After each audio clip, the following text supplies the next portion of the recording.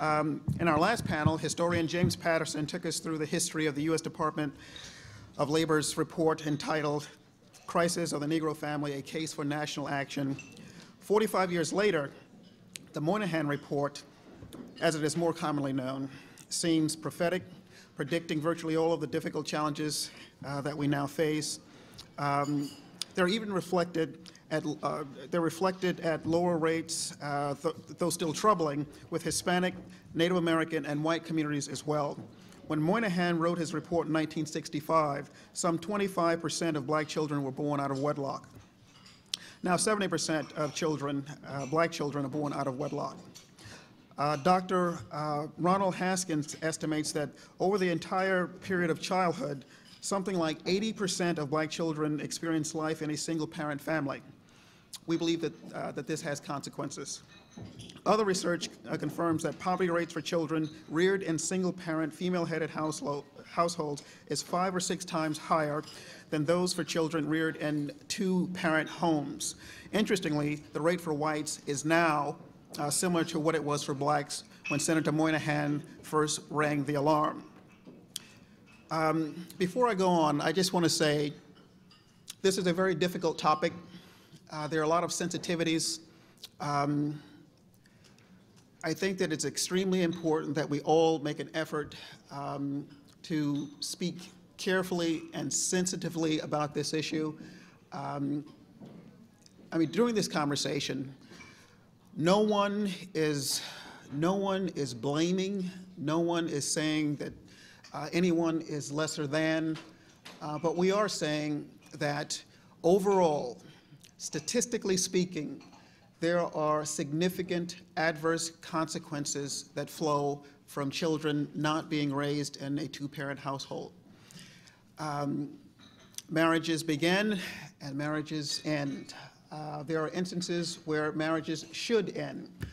The only thing that I'm suggesting, again, is that we take a look at the importance of family, of certain families, and let's look at the consequences that flow when you have a significant portion of the population where the children are being reared in a single-parent home. Now, after saying that, I'd like to begin the introduction of our distinguished panels. We have public intellectuals, and economists, and community activists. They will all discuss the relationship between family structure, race, and socioeconomic status, including the extent to which family structure and other forces contribute to declining labor participation rates and increased incarceration rates for black males. Each of these issues further erode the health of families. We will start. Well, today we have with us Kay Heimowitz, who is the William E. Simon Fellow at the Manhattan Institute and contributing editor of City Journal. She writes extensively on education and childhood in America. Ms. Heimowitz is the author of the recent book, Marriage and Caste in America, Separate and Unequal Families in a Post-Marital Age. This was a collection of some of her previously published essays in the City Journal, in which she examines the breakdown of marriage in the United States and how it threatens the nation's future. During her career, she has written for many major publications, including the New York Times, Washington Post, etc. We also have Professor Harry Holzer, who is the Professor of Public Policy at Georgetown University. He is also an Institute Fellow at the Urban Institute here in Washington, D.C. He is the former chief economist at the U.S. Department of Labor and professor of economics at Michigan State University. He has many affiliations in the research fields, and I'm sure that he will bring that to bear during this conversation.